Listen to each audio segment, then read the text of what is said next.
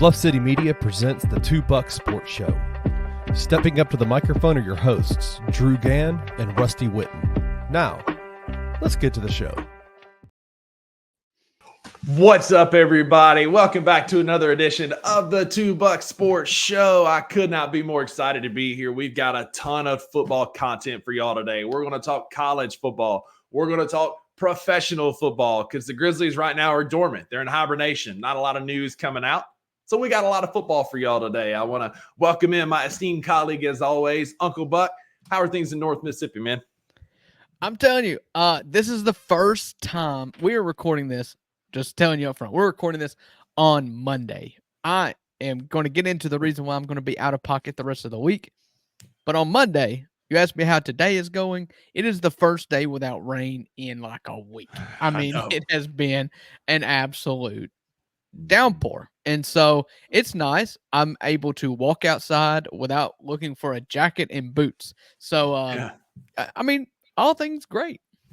Yeah, man, you can't ask for a lot better weather, too. Like, the humidity's kind of lower. It's really been pleasant. You know, yesterday was Maggie's dad's birthday. We sat on their back porch for, probably an hour or two just hanging out, you know, having a drink, watching people on the golf course. And it was really lovely. Like, it was actually a beautiful day. Yeah. I wasn't sweating my tail off. And, like, I'm here for that. We're officially in the Burr months. And so with the Burr months come cooler weather. And so I'm grateful that we're getting a small sample of that. But, you know, I was driving between clinics earlier today and I was like, I don't know what that big bright ball in the sky is. Like, it's peeking out behind a cloud. Like, I didn't really know what it was. And I can't take credit for this, but one of my coworkers said, yeah, we've been playing the Kid Rock and Sheryl Crow song all morning in the clinic. You ain't seen the sun shining 3 days. Exactly. And I'm like, that's clever. That's pretty good. I like that. But all is well here in Memphis, man. And I'm just glad to be here with you, even if it is a few days early.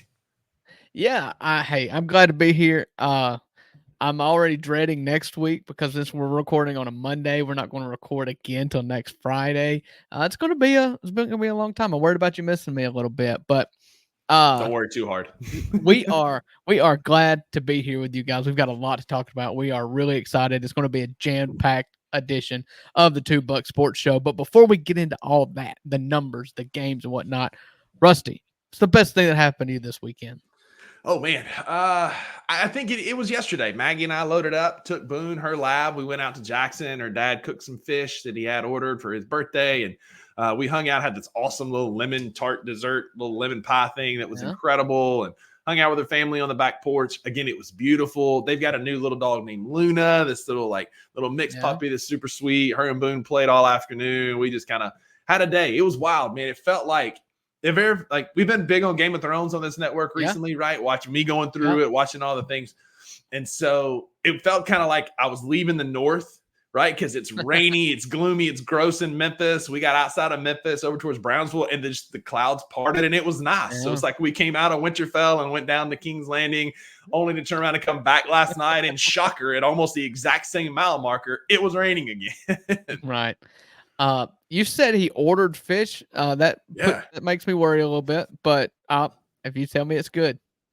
It was good. It delivered up from New Orleans, like pompano fish. It was really good. A whitefish. He cooked it up. It was first class, man. I had a fancy meal in Jackson yesterday. Yeah. My best of the week is I'm going to Chicago. That's the reason why I'm not going to be here. I have never been to the Windy City, to Chi-Town ever. Love Chicago. So I'm going for work. And so like for the day periods in which I'm going to be gone. So Wednesday and Thursday during the day, we will just be like on factory tours, which is going to be very interesting to me. But all you other people out there, I was like, it sounds awful. But yeah, I'm kind of excited about that. But the fun parts are Wednesday night, we're going to go to see the Cubs play. One night, we're going to go eat at a nice Italian restaurant. The other night, we're going to go eat a deep dish pizza. I recorded this when we were recording this on Monday. I was on with Luke this morning, Monday morning on the Daily Grind. If you haven't listened to that, go back. It's nothing's like irrelevant now, 4 days later. You can still go back and watch it. But I told him, I was like, I'm just looking forward to doing the touristy things. I want to know what everybody needs to do the first time you go to Chicago. And I know people in Chicago hate the touristy things. New Yorkers never want to go out on New Year's Eve with all the tours. They don't go see the Statue of Liberty or anything like that. They think that's weird and touristy stuff. Well, the first time it's Graceland in Memphis. It's Graceland for Memphis. Nobody in Memphis goes to Graceland. I want to go do the touristy. I want to hit the high spots. When I go back, we'll go underground, if you want to. But like, I want to go, just hit the high points my first time. I am a big Garibaldi's fan, or no, excuse me, it's Giordano's is the pizza place, the deep dish pizza. That's the one that I really like in Chicago. I love Chicago. It's a great food city. The museums there on the water, going to the Bean, like seeing Soldier Field. That's a cool part. He mentioned the Navy Pier. Cool. The Navy Pier is awesome out on the water. It's a kind of a ferry kind of place. It's fun. A lot of good food, cool sights, shopping through there. Like there's some areas in Chicago you can get in a little bit of trouble, but Wrigleyville's cool. Like you're going to enjoy it. Yeah, there's a lot of good stuff going on there.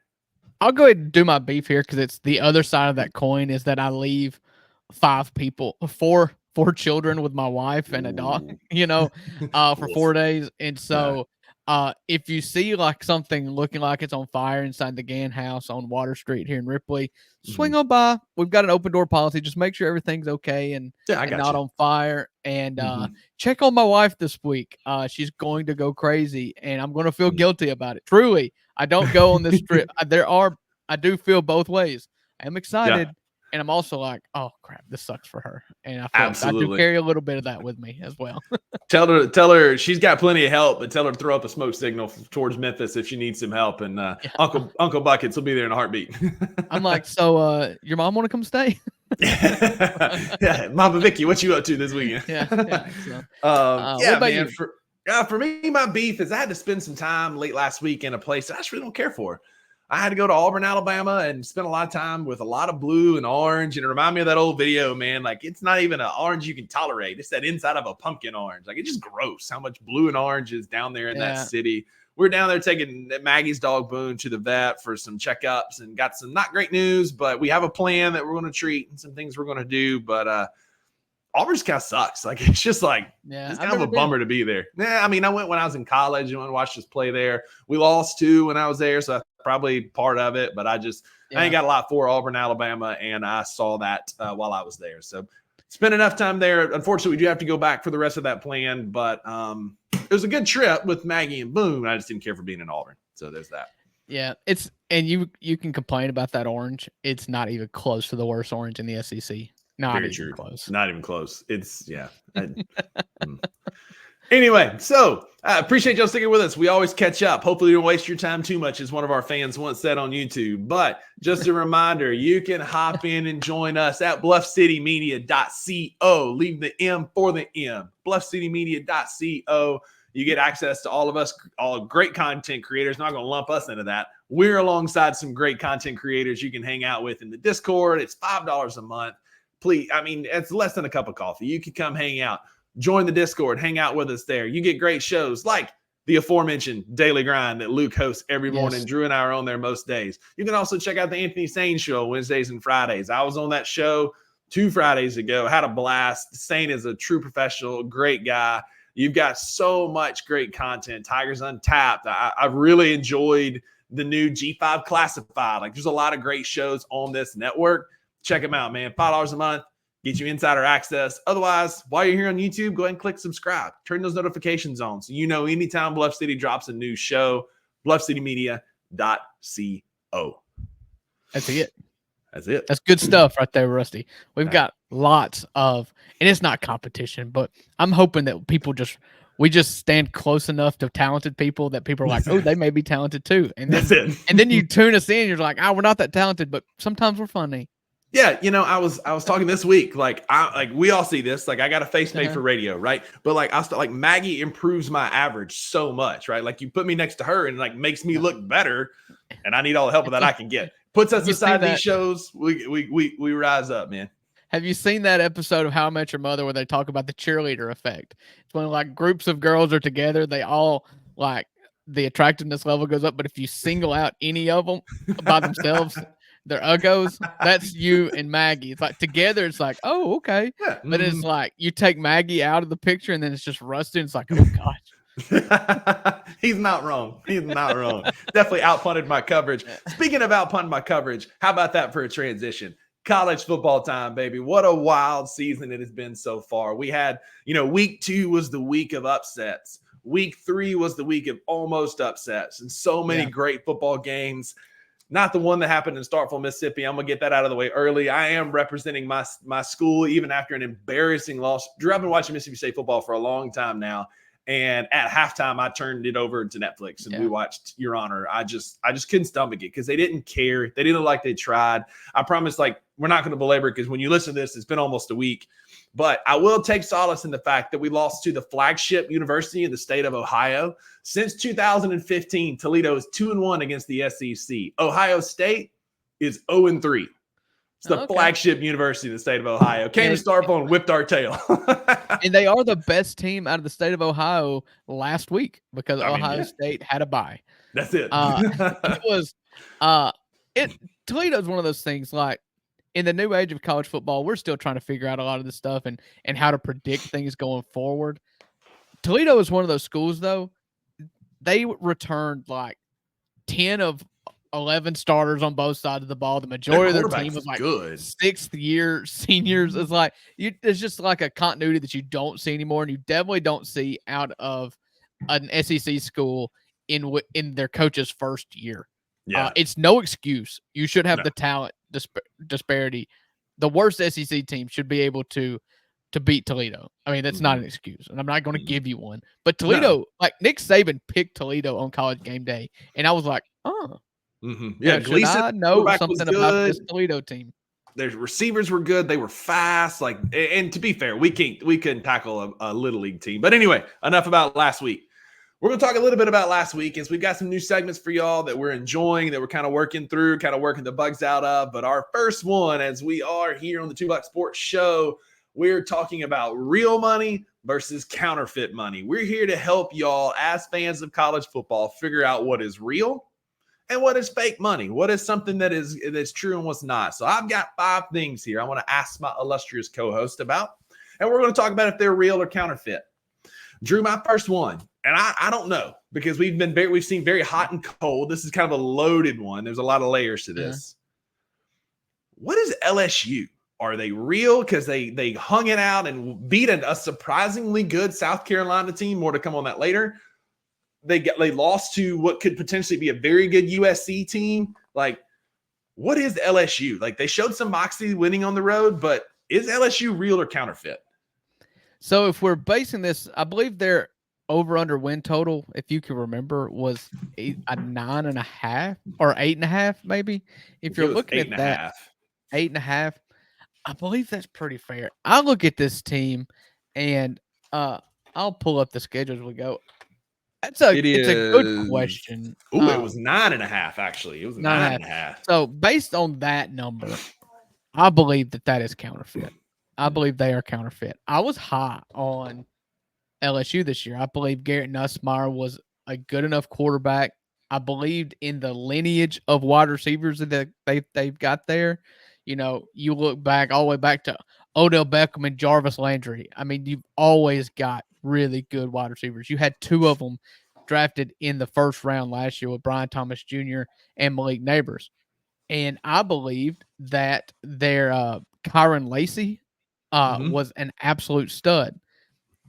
And he is good. Mason Taylor is good, but they don't look good in the trenches to me. And that's weird for LSU. I believe they are counterfeit. Everything comes back to Ole Miss for me. When I previewed Ole Miss, I thought they would be underdogs in 2 games. I believe they'd be an underdog against Georgia at home and at LSU. I don't even know that right now if Ole Miss would be an underdog at LSU in Death Valley at night right now. Agreed. Counterfeit. Yeah, I'm out on them. They feel like an 8-4 team to me. Yeah, I need a sound effect. I'm gonna see if I can find one for next week. Counterfeit. Doo-doo. Yeah. All right, next up, on the screen. That's it. Counterfeit. We've seen. All right, so Georgia. It's one game. They played at Kroger Field, not exactly a hostile SEC environment, but Are the off-field distractions becoming an issue for the Georgia Bulldogs? Is that real or counterfeit? Well, shoot, I would say counterfeit because this is not the first year that this has been the case. I mean, what was it, 2 years ago? Well, so 2 years ago for Last the national offseason. championship game, after they won it, is when they lost the offensive lineman and the staffer in a car wreck. And it was like the first time. That was like the starting point for all these. And now you've got 25 later. To Wow. me, I heard this, and I can't remember where I heard it. Probably on College Game Day. And this is when I perked my ears up a little bit, is when they made this point. Does it say something about the leadership on the team? Does it say something about Carson Beck in particular as the quarterback? You know, we railed against Shadur Sanders last week and how he did not have his offensive lineman's back in public. If you take this in private, like this is continued to happen. They've had 25 citations or arrests for reckless driving by football players. Like, it does show like there's an absence of accountability for your players on this team. And I can make excuses in the off season, like, oh, they're having fun. It's not, but like, this is in season stuff. Yeah. And so your question asked is versus expectations for like your season. I'm going to say counterfeit on that, but it is a real problem. It is, man. And Georgia's missing out on a massive amount of NIL money from Uber. Like, it's a partnership made in heaven, or Lyft, or something, like, or Mad, like something, like somebody could sponsor them and give them NIL money. My colleague says counterfeit.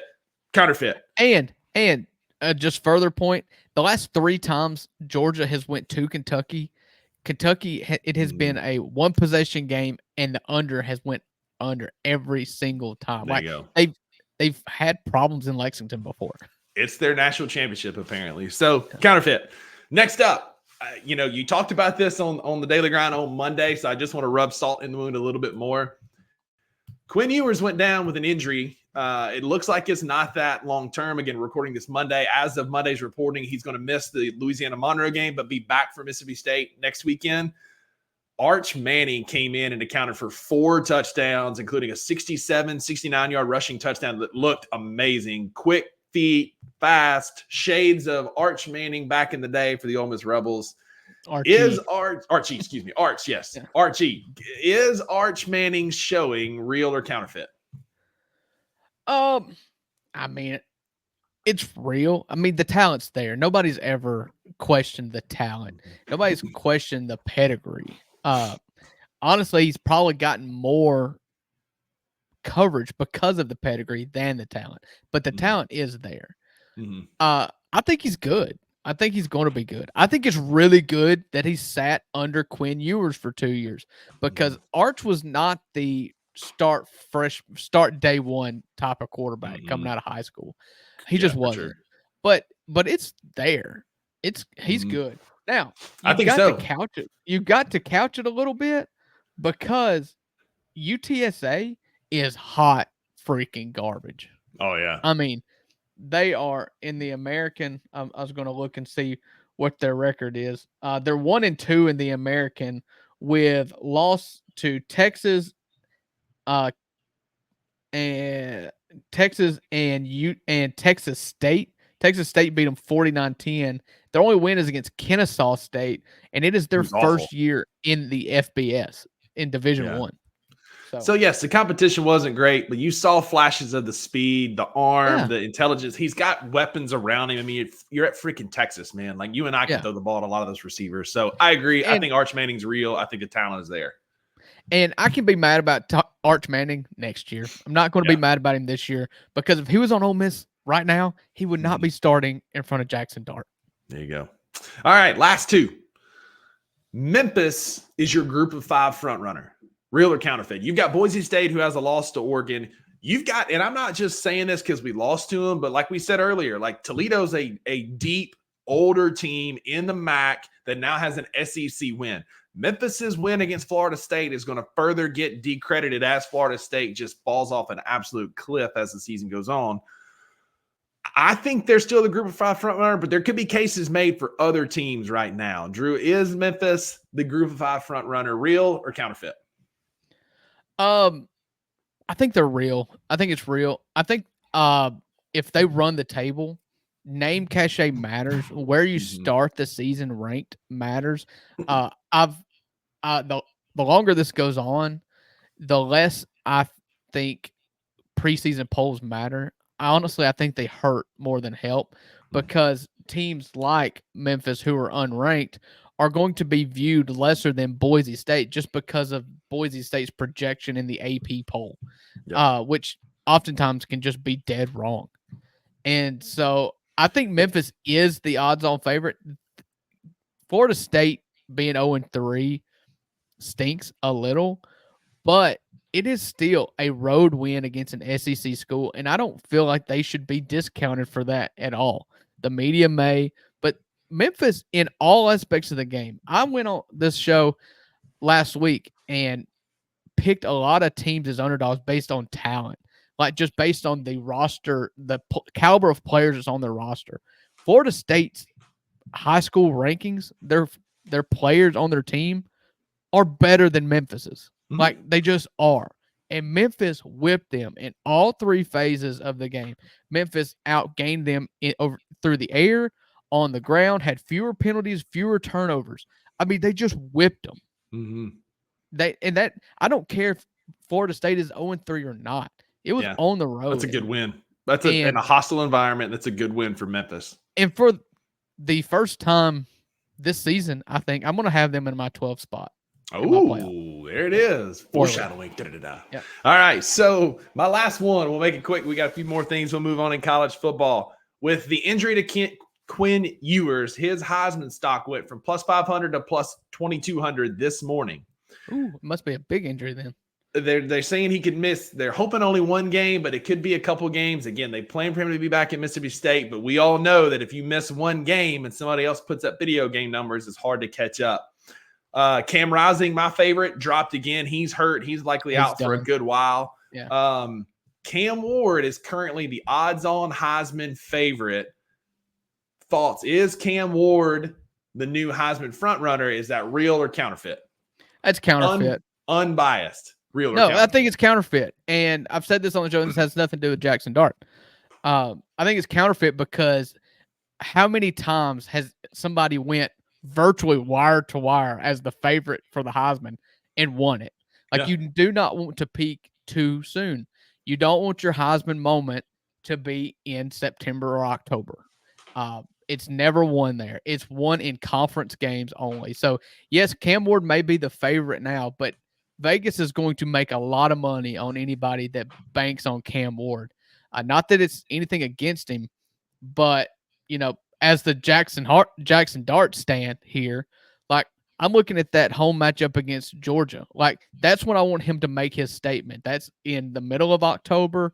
It's prime college football time when games actually matter. Cam Ward has played Florida and Florida School for the Blind and another Florida junior college. Like they've not left the state of Florida, and he has put up video game numbers that I'm just wholly unimpressed by. Counterfeit. I agree. Awesome. So that's our new segment. We're going to do it again here in a little bit about the NFL. Let us know what you think in the comments. If you agree with us, if you think some of these are real that we said counterfeit, let us know. One thing that is not counterfeit. Are we getting out of college football yet? Because you hadn't talked about Ole Miss one bit. They made Wake Forest spend $1 million not to play them next year. We've got some time coming. I got a show planned out. Hush, we'll get there. What is not counterfeit is the Pac-12 released their power rankings this morning. Washington State is first. Oregon State is second into power rankings. Moving right along. I love that. This is not on our schedule. That did come out as our show was coming out. Oh, yeah. About the addition of Fresno State, San Diego State, whatever. Boise State, and all the Memphis, states. Not yet. I think you've got to get in there. Yeah, I think that's coming. I think Memphis is a Pac-12 team because they've missed on the Big 12, they've missed on the ACC, the Big 10 didn't pick them up. Like they got to land. Somebody's going to pick up Memphis. I mean, the Pac-12 feels like a good spot. I mean, they're no longer regionally independent, right? Or dependent, right? We got Cal in the ACC, we got USC and the Big 10. Like, put Memphis in the Pac-12 and let's go with it. The only hope outside of the Pac-12 for Memphis, if you want to like push all your chips in on the table, is Stanford and Cal going back to the Pac-12 now that that it's going to happen. It's going to be and then sneak into the ACC. And then now you got your Power Five, and so you're back to a Power Five. So with that, let's talk coaching hot seat. We'll be brief on that. We'll go into our college football playoff prediction. You'll get your chance to talk about Ole Miss. For me, I'll go first. My coaching hot seat meter is going in a different direction. My seat got a little cooler this weekend for Shane Beamer. I think South Carolina has some athletes. Now, they're not going to make any noise in the SEC. They're at most a 7-win, 6-win team. But you and I both were pretty under on South Carolina. Yes. They had them at 5.5 wins. I think we both took the under on South Carolina, like just a tough schedule and a bad football team. And all they've done is, yes, they went toe-to-toe with Old Dominion in the first week. Then they beat the crap out of Kentucky, and they're a bad call, missed field goal away from beating LSU. And like that team, Sellers is an athlete at quarterback. And if he's very raw, he's very unpolished, but he can figure it out. That kid has got a bright future in Columbia. I still don't know his name. If I was a better podcast co-host, I'd know it. But that defensive end is the truth. He's like number 6. He's skinny as all get out, but he's like 6'6". He's long.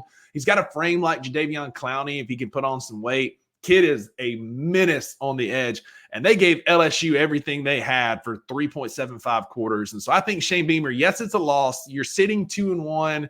I still think his seat got a little bit cooler this weekend. Yeah. Listen, a lot of this is going to be a seat that's getting hotter for me. And there's a lot of external factors adjacent to the program that matter. And that's Sharon Moore at Michigan. Michigan went and had I believe it was a 10-point win at home against Arkansas State. 28-10 against Arkansas State. Wolf. There are extracurricular things that's going other than just the play on the field. The play on the field is bad. You've got the sign stealing thing going down. You've got NCAA infractions. Who knows what's going to happen? But ultimately, this just falls to me on my rule. And my rule is you never hire the interim. I get why. It was very emotional. He's filled in for Jim Harbaugh during his extension. He got his little crying moment on the field. That then everybody kind of fell in love with Sharon Moore. Never hired the interim. Your boy Arnett is a terrible job. Matt Luke, terrible. Antonio Pierce, dude, don't punt from your own 35-yard line. Yeah. It never works out when you hire the interim. And I feel like Michigan's going to go the same way. And honestly, when you hire the interim, you always hire them at a discount. And they're so easy to fire. Like an administration has no problem firing that guy. Clearly, Arnett had 1 year, and he was out in Starkville. Yeah. So there's your coaching hot seat meter update for us. We'll update these each week. Speaking of updating each week, Drew, it's time. Drew has a list that you don't want to end up on. When I was in high school playing football, we had our coaches club. And coaches club was when your grades were bad, you misbehaved, you missed class, you had to go run and do extra cardio and extra conditioning and things that nobody wanted to do. Well, here on the 2 Buck Sports Show, we have a very similar list that nobody wants to end up on. Uncle Buck, give us your Dunzo list for the week. Listen, there's just few things that make me angrier right now than not going and trying to win games. And I don't want this to sound like last week, part 2, but Mark Stoops, you punted from the 50 when you're down by 1 at home against Georgia. Like, wow. What are we playing for? Yeah. Are you trying to win? Georgia, in the fourth quarter to that point, had 13 points. 13 points. Yeah. And Kentucky, you had only kicked field goals. You finished the game with 12 points on 4 field goals, 1 field goal per quarter. Like, you can't just Yeah, you're not gonna can't knock off choose to Goliath play that way. defense with 3 minutes to go against the number Mhm. one team in the country. Yeah. What are we playing for? You're not a giant killer if you're kicking field goals. You got beat 31-6 at home last week to South Carolina. You've got the number one team on the ropes again. This is not the first time you've been in this position against Georgia at home. Like, I don't care. Tell Brock Vandergriff that's the guy that took your job. Go beat him. Sack up and beat him. Yeah. 100%. I know it was 4th and 8. I don't care. It was 1st and 10 Georgia after you punted. So, that's it. What's worse? Yeah. So, Florida State, like, listen, it's over. It's been over. And I really kind of felt like making this Mike Norvell, but I like Mike Norvell. I don't think it's him. You know what it is? That Florida State fan has not eaten that dog crap that he said he was going to eat live on the internet. The internet hasn't forgotten. Your team is cursed. It's like the Bambino. The curse of the Bambino. It's like Bateman for the Cubs or Bartman for the Cubs. Like it's your curse now. Until you eat that dog crap, you're stuck in perpetual purgatory in college football. Let this be a note to everybody. The internet does not forget. No, okay? Absolutely not. What happens in Vegas stays in Vegas. What's said on the internet stays on the internet. So wherever you are, sir, eat the dog crap.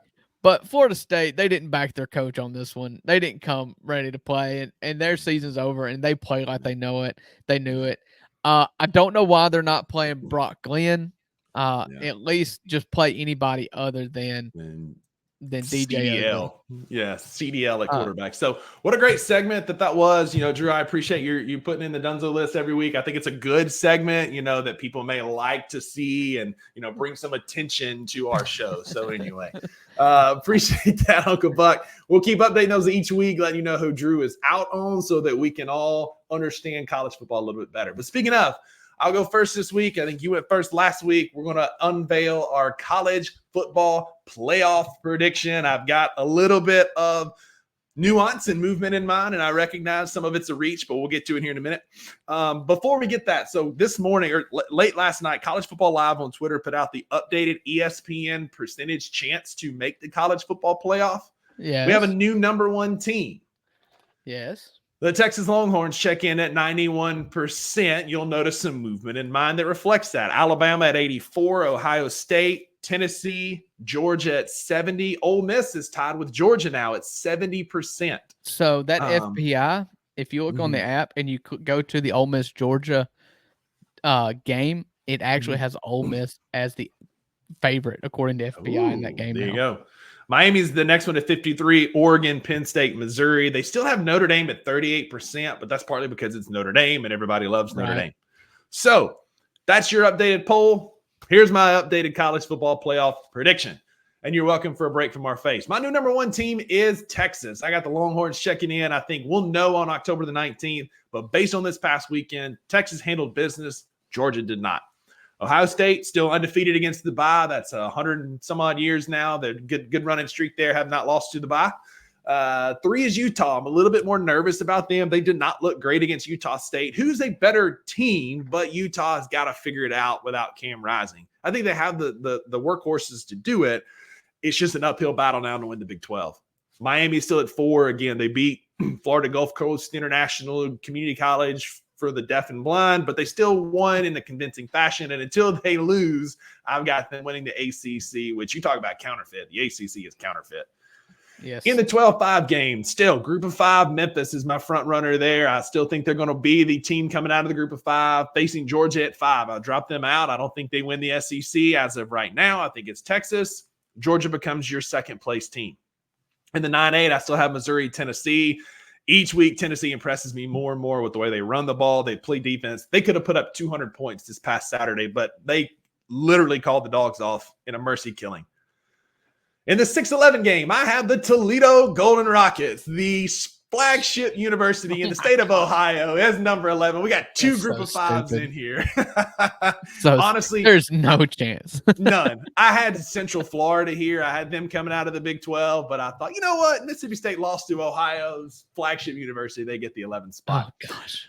Number 6, Alabama. Jalen Milroe. I've got questions about that Alabama offense that were answered against Wisconsin, but can they continue that? They got in a dogfight with South Florida. There's still some wiggle room there. I'm not sure who Alabama is just yet, except for one thing. I saw this great meme, and it was a picture of like a video. It said me at 17, and it was like the old snowboarding video game that we all used to play on Nintendo 64.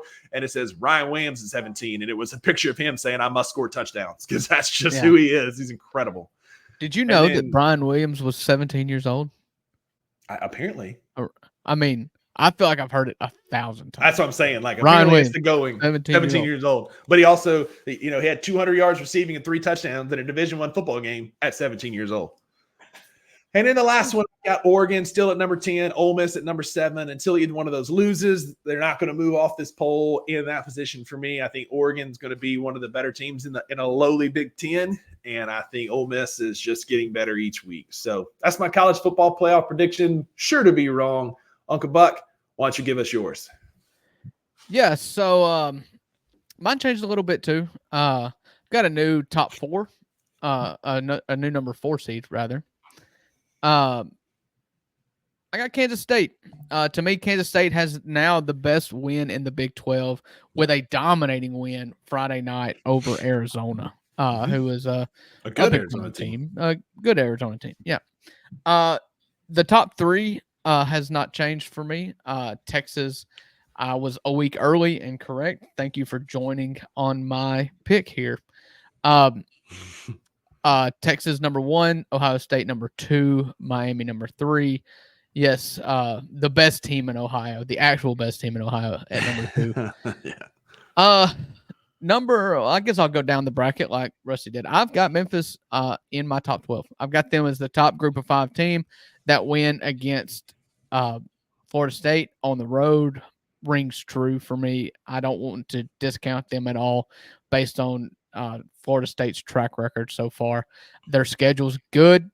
I don't see a loss on the rest of their schedule. And if that's the case, I think that they win. I don't think that a one-loss Boise State team jumps them. I don't think UNI right now will go undefeated. They've got to match up. If you want to look at a group of 5, our group of 5 podcasts here on Bluff City Media will be talking about the UNI versus Toledo game in a couple weeks. That's happening. And so maybe that winner jumps. I don't know. We'll see. But they got Georgia. I seriously thought about jumping Ole Miss and Georgia here, but I just didn't want to get too cocky.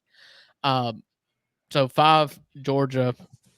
Then in the 8-9 matchup, Alabama versus Penn State. That stayed the same from last week for me. USC and Ole Miss have the 11-6 matchup. That did not change from last week either.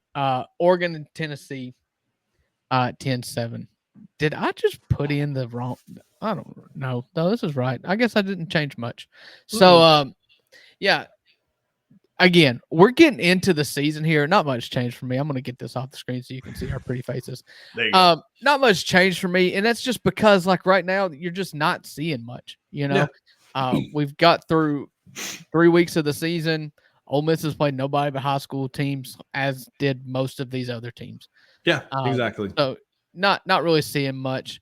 And we won't know until really early October is when we'll start getting some real knowledge of these football teams. Yeah. Okay. Yeah, that's all I got for my top 12. Listen, it's not very often we get to break news, but what a great segue here for us to transition from college football to professional football. Drew, we got some breaking news. The Miami Dolphins have signed a Pro Bowl quarterback to replace or to back up and play in place of one Tui Tagovailoa, who has just sustained his 3rd major concussion on national television. And it's not the Pro Bowl quarterback that you think. Everybody thought it was going to be Ryan Tannehill, but it is one Tyler Snoop Huntley, formerly of the Baltimore Ravens. In 2022, there was about 6 or 7 NFL starters who backed out and decided not to play in the Pro Bowl, and he accepted it. He was like the backups choice. And so this is like everybody's declining the Liberty Bowl, and it ends up being like a 5-7 Tulane team that plays there. But Tyler Snoop Huntley is now a Miami Dolphin, going to compete to back up for Tua while he's out on concussion protocol. You're welcome for that news, America. Yeah, I was really hoping for Flacco. We're going to talk about the Dolphins in a future segment. Yeah, but we are going to transition to the NFL. We're going to talk NFL for a little bit. Not a lot of Grizzlies news going on. We both love the NFL and what it brings.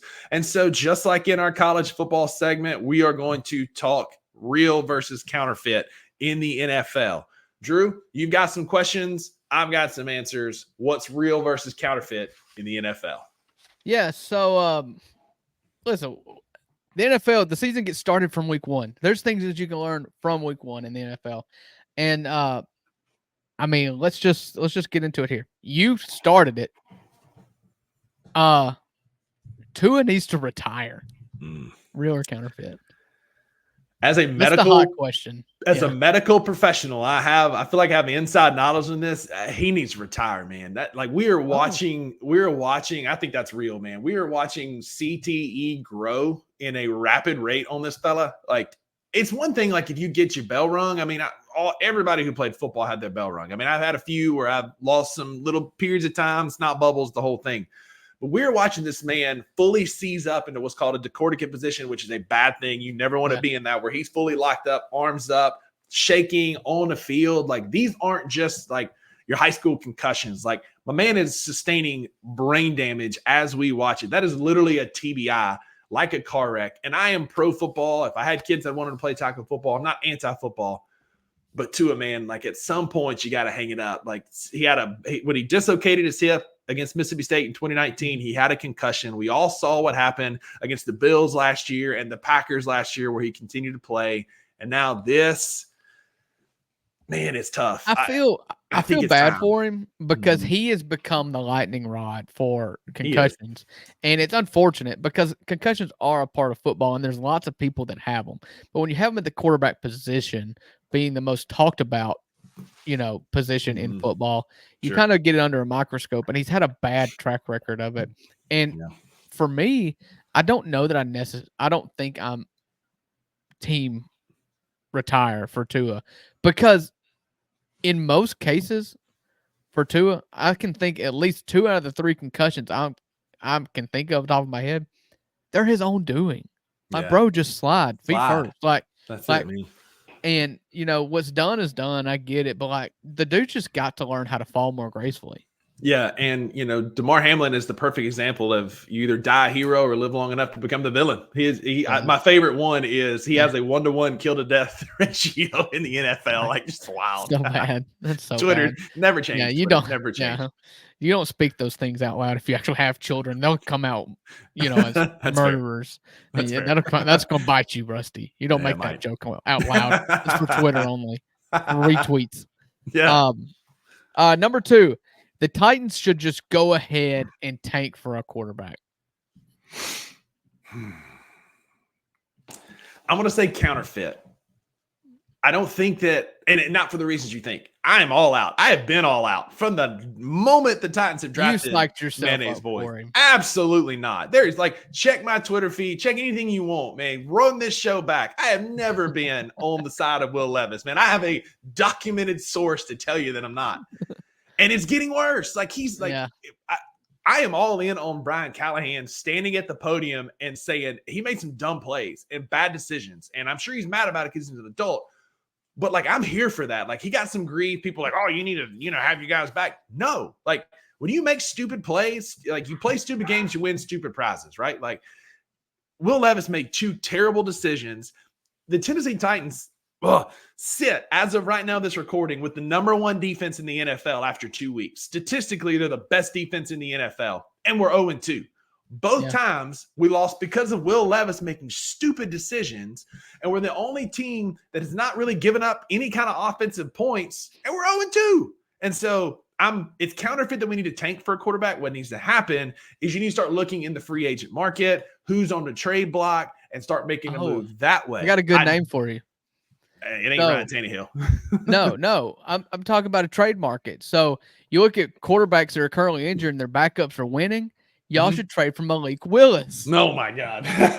Winning, like they just eked out a win against a 1-0, bad baby. Colts team. 1-0. The only thing worse than Malik Willis is Anthony Richardson. But my God. And maybe Mayonnaise Boy Will. Oh yeah, Will Levis is also that too. So counterfeit to tank, but we do need a new quarterback in Nashville. Good God. Okay, so I'm going to give you some overreaction. So we're going to look at the teams that are 2-0 and the teams that are 0-2. You tell me which of the teams that are 2-0 are counterfeit, and which of the teams that are 0-2 are real. Okay. All right. So we're going to start. We're going to start with the 2-0 teams. All right. This is lightning round. Okay. Yep, so you just hit me real or counterfeit. Off the cuff, right off the dome. I got it. All right. 2-0 teams. Kansas City Chiefs. Real. Right. Buffalo Bills. Counterfeit. Ooh, I like they're that. winning ugly, and they're not winning well. I kind of agree. That win against Miami was the definition of ugly. Josh Allen had like 160 yards of offense. It was awful. I know. The Houston Texans. Real. I think they're good. I think they're getting better. It's early. CJ Stroud's the worst division in football. They are. Division in football. I mean, when you've got to play the Titans twice, the Colts and the Jags, you've got the 6 wins right there. Yeah, I'm pretty sure all 3 of those teams are 0-2. Mm-hmm. So, and getting worse. Yeah, and the Los Angeles Chargers. Look at Jim Harbaugh, the milkman. Real. I'm going to get to that here in a few minutes as to why. Hang tight. Foreshadowing, but I'm saying real. The Seattle Seahawks. Counterfeit. Geno Smith's going to run out of magic at some point. And the New Orleans Saints. Real. That offense is cooking, man. They're clicking, dude. Kamara thinks he's 24 again. Derek Carr's got a resurgence. Rashid Shaheed is incredible. Like, let's go, man. They're real. They have scored on every single possession of the 2024 NFL football season. And y'all can give Dallas and Dak all the crap you want, but that's a good football team that they just went to their house and whipped. They did. They did. I wanted to chalk it up. I'm a Saints fan. I wanted to chalk it up to the Panthers last week because I'm not a believer in Dennis Allen. I hate him. Yeah. But you just went and did that in Dallas. That's Dallas. real. Impressive. All right. The 0-2 teams. You tell me which ones are real and which ones are counterfeit. Let's do it. The Los Angeles Rams. Real. Matt Stafford looks old. I don't think that's a real. I think it's real that they're out. They're not good. Right. Yeah. We're going to switch the meanings up. The 0-2 is real. Yeah. The wide receiver Cooper Kupp left in a boot, and then Puka's out for probably 6 to 8 weeks. That's scary times there in Los Angeles. The Denver Broncos. I think that's real. Bo Nix is bad. He's not good. Yeah, rookie quarterbacks are not good. None of the rookie quarterbacks have been good at all this year. The Tennessee Titans. That's real, man. As long as Will Levis is quarterback, that team like a great. And it's sad. It's the best supporting cast we've had in Nashville in a long time, and it's real. Titans are bad, man. As long as Will Levis is quarterback. The New York Football Giants.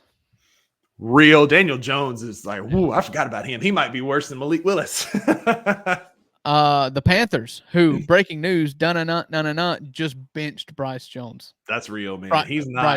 Bryce Young. He's not good. They're not good. There's nothing about that team competitive. They had like 81 people in the stands on Sunday. That team is going to be the closest team to going 0 and the first team ever to go 0-17. Yeah, 100%. Yeah, I don't see a win on their schedule. Yeah. The Jacksonville Jaguars.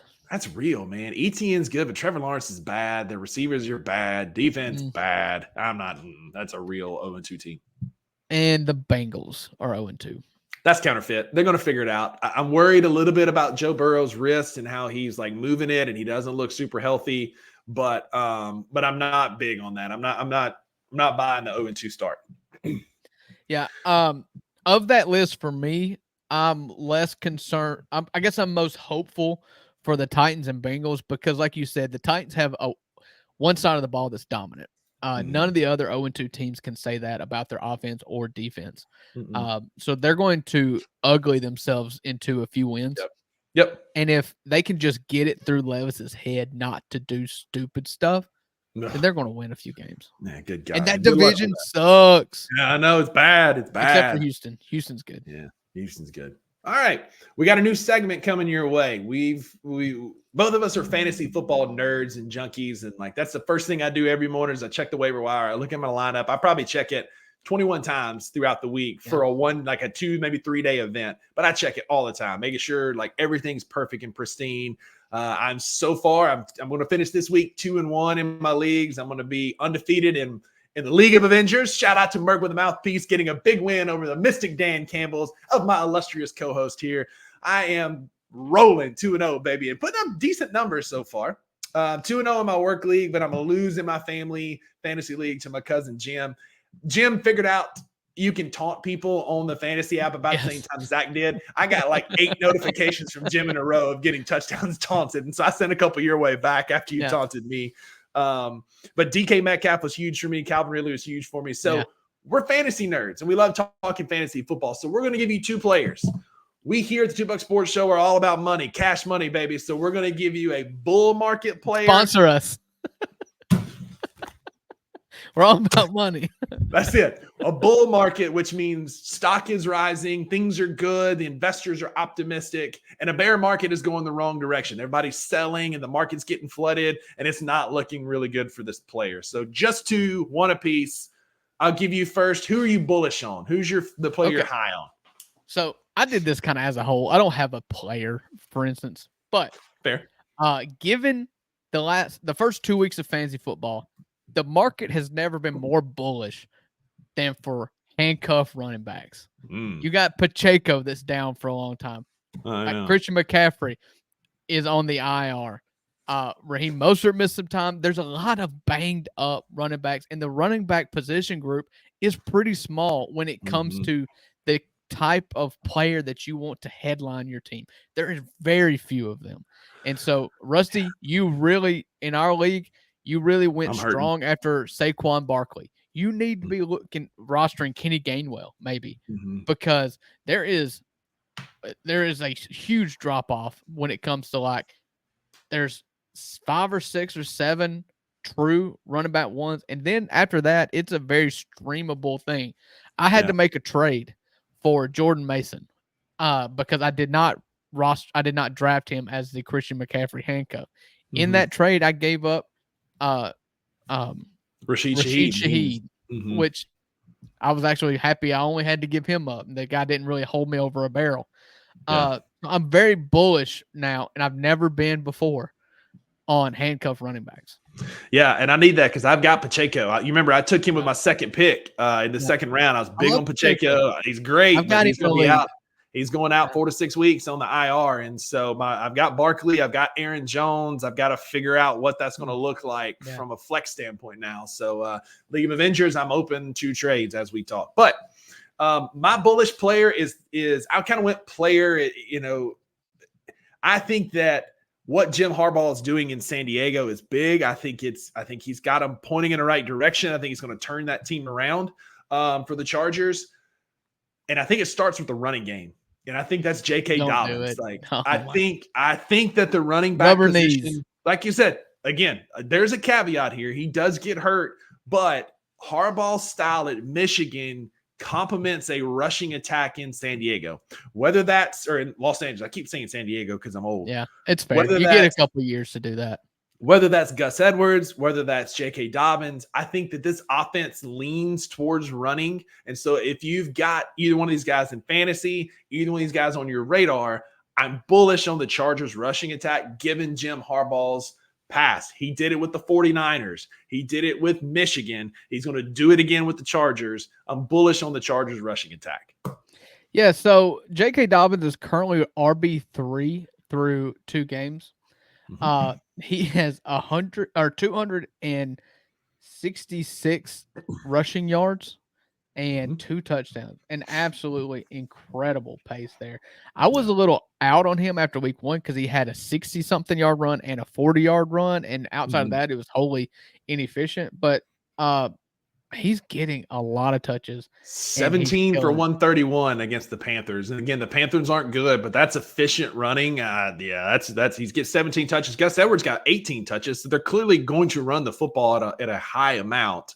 And then, Hassan Haskins, formerly of the Tennessee Titans, got a few carries. Like, they're going to run the football, and their O-line appears to be up to the challenge. So my bear market, the one I'm sour on is another position group, but this is a position group as a whole, and that's the tight ends, man. Yeah.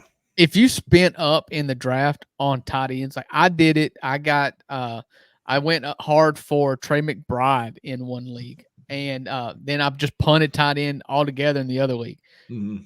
The League of Avengers, I ended up with Pat Freiermuth late. I'm just as happy with him as I am with Trey McBride. Yeah. If you look at the tight ends as a position group, now we're recording this on Monday, so if we're not talking about Kyle Pitts and we're not talking about Zach Goddard, although I think Goddard you can put in this category. Yeah, Dallas Goddard. Who's Zach Goddard? I guess it's Zach Ertz. Zach Ertz, Dallas Goddard coming together. It is what it is. So, total fantasy points for tight ends. Isaiah Likely with 30 points. 30.1 points, but he had 26 in week 1.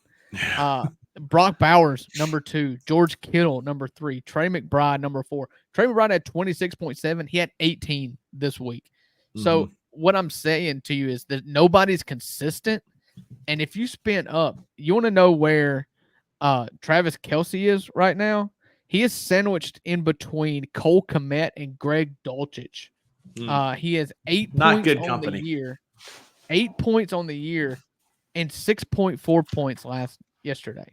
So, being Sunday. So, Dalton Kincaid, another tight end that went high. Huh? Sorry. I went Dalton Kincaid. No, you're thinking of the Lakers. Do not correct me. Dalton Kincaid, 9.4 points on the year. Kyle Pitts, he has 11.6 points, but that was just in 1 week. So as we're recording this on Monday and they're playing Monday Night Football, Freiermuth is the tight end. 1, 2, 3, 4, 9. Yeah, so, not great. I hate that that's the way that it is, but tight ends are just not good right now. Which kind of parlays into my bear market. I'm out on Kyle Pitts' quarterback, and now again we're recording this Monday morning. Kirk Cousins may go back to Showtime Kirk Monday night and just blitz the Eagles. But watching him for the first couple of games, like he just doesn't have the same push off. He favors that leg. His balls are falling short. He's not playing good football right now, and he's kind of afraid of that Achilles, is what it looks like to me. And it just doesn't look like a healthy quarterback with good push off, zip on the ball. He doesn't look like Kirk Shiesty that we saw a few years ago. I'm worried about Kirk Cousins. In your professional opinion, as the doctor of physical therapy, does his look like nervous to go all out, or does it look like it's still hurting, or can you even tell? I think it's more the yips. He looks good in warmups, and he moves like occasionally he'll look good on a few throws, but then he won't look good on a few more. Achilles at his age is going to be tough to recover from, but Aaron Rodgers did it, and Aaron Rodgers got the zip on the ball. I watched him some of the Titans game on Sunday, and different times of the year, different times of the season in which the injury happened too. Sure. I think which goes Kirk Cousins was like week 7 or something like that. Aaron Rodgers was in week 1. Because I had Kirk Cousins and was rolling in fantasy last year, and then had to switch to Jordan Love, which ended up finishing pretty well for me, but I was rolling with Kirk Shiesty. So that's our bull and bear for the week. If you have some of those players, great. You're welcome. If you don't, go get them or avoid them, is what it is. So, Drew, we've got NFL covered. We've talked college football. We've talked fantasy football, but we left off one thing from college football. We do this every week. I'm already checking out from it because I had a better week this week than I did week 1. I went 2-4 in week 1. Drew went 5-1 against the spread in week 1. And in week 2, we had a tie. Both of us went 3-2. I had South Carolina covering against LSU. I had Bama, and I had Memphis winning outright, but I lost on Missouri and Purdue beating Notre Dame. I was bad wrong about that Purdue team. Drew went 3-2 as well, picking Bama over Wisconsin, Memphis to cover. He picked Notre Dame, but missed on Missouri like myself, and he picked LSU, who only won by 3, not the 7 they were projected at. Right. So currently on the season, Uncle Buck is in first place at 8-3. I am sitting at 5-6, so I'm not out of the race yet. I had a massive comeback last year. I proved that I can get back in this thing, and it starts in week 4. Okay. So in week 4, I've got 5 games that we're going to pick here, Drew, and then we're going to, again, post them to our Instagram. I didn't do a good job of this past Saturday. I was busy, but we're going to make it happen this week. I like when our followers on social media participate. If you do, thank you. We really appreciate that. So week 4 against the spread. Game 1, I've got Tennessee at Oklahoma. This is a revenge game for Josh Heupel. They kind of ended on, like, he had kind of a nasty breakup when he left Oklahoma. It wasn't the best of terms. This is his first trip back to Norman as the opposing coach. Tennessee is a 7.5-point road favorite against the Sooners. Oh, I don't know. Tennessee's impressed me beyond what Oklahoma has, and so 7.5 is a lot to go play with at Norman, but I'm just going to roll with the team that I think has the most swagger, has the most firepower, who hasn't struggled with a team like Tulane. Like, Yeah, there was a couple of, I can't remember off the top of my head, but I think 2 weeks ago there was like an Oklahoma game that just they took a little while out of the starting gate. So Houston. give me It was Houston. Houston. It was Houston, bad. that's right. They're Yeah, bad. they should have Barbe. lost it. Mm-hmm. Yeah. So yeah, give me Tennessee minus 7.5 in Norman. Same. We agree on that one. I think Tennessee balls, as much as I hate to say it, balls by 50. Like, they're just a better football team all the way around. They're getting better each week. Balls by at least 7.5. I'm going to say 2 touchdowns. Next up, we've got Southern Cal, USC's first trip to the Big House as a member of the Big Ten. The Trojans come in as a 5.5-point road favorite. I'm going to take the Trojans. I think that they are good. I think that Miller Moss can play. Listen, the Big House isn't what we thought it was going to be this year. As my illustrious co-host here detailed out earlier, it's not going well in Ann Arbor, and I think it goes worse on Saturday. I think USC wins by at least a touchdown, if not more.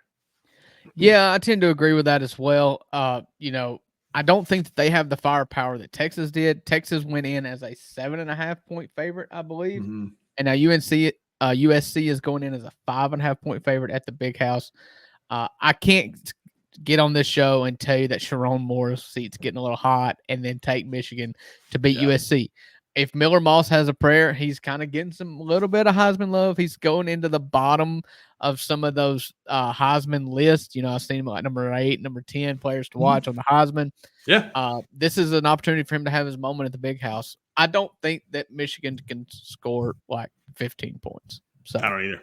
I really don't either. So we're even 2 for 2. Here's where we can start parting some ways. Let's get one more out of the way that we're not real sure about, and then we got 2. I imagine we might differ on. Listen, it's early in the season. We're still scraping the bottom of the barrel to find matchups. This is a good one in the battle of the Big 12. Utah comes in as essentially a pick 'em. It's a 1.5-point road favorite at Oklahoma State. I think this is an early test for both teams who are positioned to possibly win the Big 12. What do you got, Utah or Oklahoma State? I think Oklahoma State wins the game outright. I'm not a fan of Utah without Cam Rising. They looked good against Utah State. I don't know if you've seen other teams play Utah State. Utah State's the truth, man. They're good. No, they're awful. They're disgusting. Last year, they were recently good. They are right now really bad. Really horrible. All right. So I'll pull it up. If you could tell me what conference they're in, I could look it up. Mountain West. They're 8th in the Mountain West. They lost to USC 48-0, and Utah beat them 38-21. They're having a rough year. They're up and down. Utah, I'm just not a big fan of them without Cam Rising. I feel like he's the X factor, and I don't feel like they've done too well without him. They haven't blown the doors off people like they should be doing with Cam Rising, and we've seen what that Oklahoma State team can do, and they can score. Yeah, and I knew that. So we're 2 years removed. They went 11-3 2 years ago. That's what I was thinking. I knew they were good recently. 11-3. They fired their coach with some sort of controversy that never came out. Blake Anderson, that went from Arkansas State to Utah State. They placed him on administrative leave and fired him not long before the season started, I believe.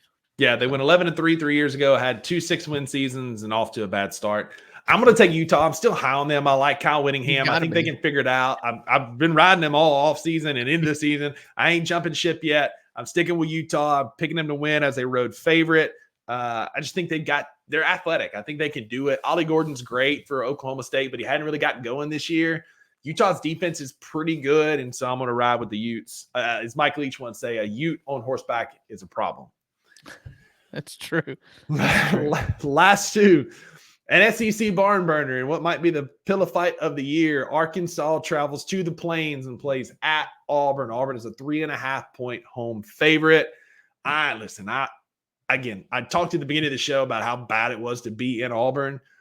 Auburn gets a dumpster fire on the Plains. They lost to the I saw it said somebody said they lost to the woke agenda from California, which made me chuckle. It's funny. But I'm taking Arkansas to win on the road. I think Tylen Green could not hit water if he fell out of a boat. Anybody that's open, he's going to overthrow by 30 yards, but he's athletic. Arkansas seems like the lesser of two evils here. I think they're less of a dumpster fire than Auburn is. Give me the Razorbacks to go into Jordan-Hare and upset Auburn. I'm taking them outright. Yeah, I'll differ with you, I guess. And this is the reason why. So, Peyton Thorne, worst quarterback in football. We agree? Very much They so. started him on the bench. And Hank Brown, the starter, true freshman, redshirt freshman, I'm not sure. He's a freshman. Went 17 to 25 for 235, 4 touchdowns against New Mexico. And they're going to ride with him. And I think he is okay. Mm-hmm. He's good. What's the line again? 3.5. Auburn's a 3.5-point home favorite. Yeah. Give me Auburn, I guess. Oh, I don't know why I'm doing this. I'm picking you, Freeze. I really don't want to match up with you. I want to put you in the dirt. That's what I'm doing this. And so, you got one more chance. If Peyton Thorne was the quarterback, I would have Arkansas by 1 million. Yeah. Yeah. And lastly, Florida comes leaves to town, Matt. That's it. Florida comes to Starkville as a 4.5-point road favorite against the Mississippi State Bulldogs. I'm wearing the gear. This could easily be like a 3-2. Are you telling me that Florida team is a favorite in Starkville? 4.5-point favorite in Starkville. I mean, if you watch, we're not competitive. We're soft on defense. We couldn't tackle BB's youth team, man. We're bad on defense. But Blake Shapen, though. Shapen is not bad. We just can't block. Our O-line is so soft. Our defensive line is worse. This game's going to be ugly. This game's going to be 9-5. It's going to be one of those weird scores, 13-6 or 17-11. It's going to be ugly. Yeah, it's going to get real ugly real fast. I got to pick the home team. We got to figure it out at some point. I like Jeff Levy. I'm not out on him. I'm out on Cameron Huxler as our defensive coordinator. It's awful. Took him almost 4 quarters to figure out you can stop the run by putting an extra down defensive lineman. Wow. Shocker. But I'm taking my Dogs. I think we find a way to win at home. We've got to, man. Fan base is starting to slip. People are calling for Levy to be fired already. And it's we're not there yet, guys. It's his first year. He's a first-time head coach, which I have thoughts about that. The fact that we didn't pull a sitting group of 5 or Power 5 head coach anyway. I'm taking Mississippi State to win at home. Yeah. So, listen, this to me, who are you going to play? Yeah. Talking about coaching hot seat, the reason why I didn't put Billy Napier on my coaching hot seat in this segment is because his seat's already been taken out from under him. Imminent. He is standing right now. Yeah. He is standing on the curb. It's just a matter of time. Mm-hmm. Billy Napier is gone at Florida. They've already raised the money. He's gone. And I read this Monday morning, that it's coming any day now. But if they come to Starkville and lose, he's going to get crooned 100%. Listen, the only thing that they're waiting on right now is they're doing this thing that universities are doing now, and they're trying to dig up dirt to fire him for cause. They've got the what's the Jaden Rashada whole thing going on? Oh yeah, where he sued the university, he refused to pay him, and so they're probably looking into that to see if there's a way to fire him for cause and not pay the buyout. That's what this is holding up on. Yeah. But he's gone. He is good as gone. And the nail in the coffin for me for Billy Napier is why in the world did you go back to Graham Mertz Like, Yeah. I get that Texas A&M game. DJ Lagway threw for 400-something yards, and you went back to Graham Mertz at home against Texas A&M. Wow. They threw out a freshman quarterback and whipped you. Like, Yeah. if DJ Lagway plays for Florida, I'll take Florida. If Graham Mertz plays, I'll take State. And given the fact that Graham, he did go back to Lagway. See, Lagway threw a touchdown pass with 1 minute to go in the fourth quarter. So he ended up going back to Lagway. So I'll take Florida plus minus 4.5 in Starkville. Although, I mean, who knows? The losers should really have to go to the Sun Belt of this. I mean, that's the direction it's heading. It is. That's it, man. That's the direction it's heading. I'll post these on Instagram. Take a look. Let us know what you think. This is awesome. We're making it up to y'all. We gave you an hour and 45-minute show last week. We're giving an hour and 11 this week. You know, I'm for really us, upset. this is short-winded. Why? I'm really upset that we have not paid Ole Miss the proper respect. We've not picked a single one of their games. Oh, just no. because they played four. The recording is going bad. It's ending. I'm so sorry. Ole Miss is a 35.5-point game. If you just what do you mean to do? If you totaled up all the Ole Miss minus this number from each week, it'd be like 400 at this point. I mean, what do you mean to do? I'm so sick of playing nobodies. Yeah, man. I'm so sick of it. I don't want to pick this Ole Miss Georgia Southern game. Exactly. Football is about entertainment, and this Ole Miss team, they're winning. Great. They're not entertaining. Mm-hmm. Like, I need my heart rate to get up a little bit, and it better not be against Georgia Southern. Be careful what you wish for, sir. I just watched us lose to Toledo. Be careful what you wish for. Yeah. One other thing we didn't talk about in the NFL segment. Did you realize this? I just literally just saw this stat. The Pittsburgh Steelers are 2-0. Yeah. How many offensive touchdowns have they scored? Probably none. 1. Okay. They're 2-0 starting Justin Fields with 1 offensive touchdown. Mike Tomlin just finds a way to win, man. Like, he's that so dude. good. Like, we just need to do like a NFL coaches show one day and just talk about them, because Tomlin is just he's so ridiculous. How good and TJ Watt is still the best defender in football. Yeah.